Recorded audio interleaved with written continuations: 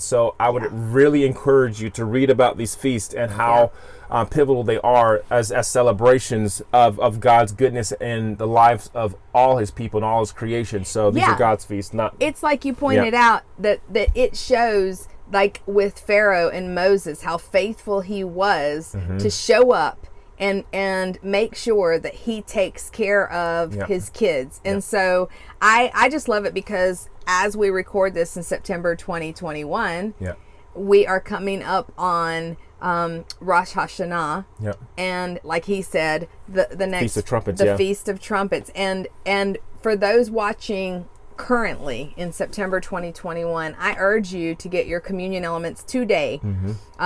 Rosh Hashanah starts Monday through Wednesday, and I encourage you to pray about fasting and spending this time intimately reconnecting with the Father.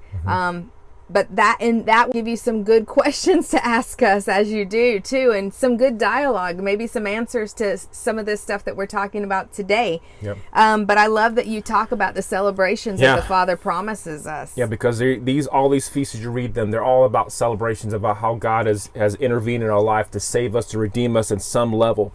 And so they're divine appointments. And they're set times for specific seasons and reasons for those seasons. And as we talk about this, these feasts are actually holy dates that are set that have actually been they're prophetic feasts as well too. They're shadows and types, as that when you and I'll put it like this because it kind of help you think about it this way. It's like when someone plays your favorite song over and over and over again, and they just play just the beginning of that song, you'll be reminded about that whole song and how it plays out, and there's different things. Maybe if you saw a music video, you remember the music video to that song too. I mean, all these feasts that God has instituted for years and years and decades and generations for us to follow, that were just helps us to remind us about who God is, but also there are types and shadows of what was to come. So these feasts are also prophetic. Yes. And so these feasts were actually fulfilled. The meaning of them, if you read about them, all these meanings of these feasts have a specific prophetic meaning.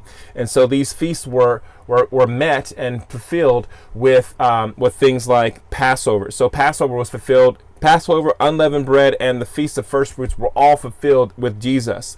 And then, so if you read about them and you start studying those feasts, you'll start to see, like, man, that's crazy that God fulfilled them, or Jesus fulfilled them.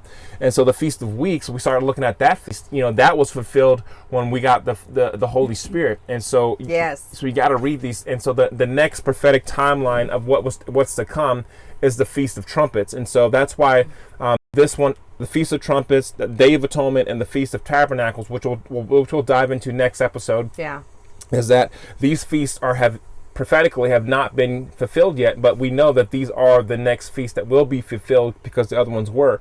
We know that the Feast of Trumpets, as we celebrate that, we know that the Feast of Trumpets will be when we get raptured up. And so, man, I want you to think about this. If we're gone and the Feast of Trumpet has passed, and that holy day was set apart for a specific reason,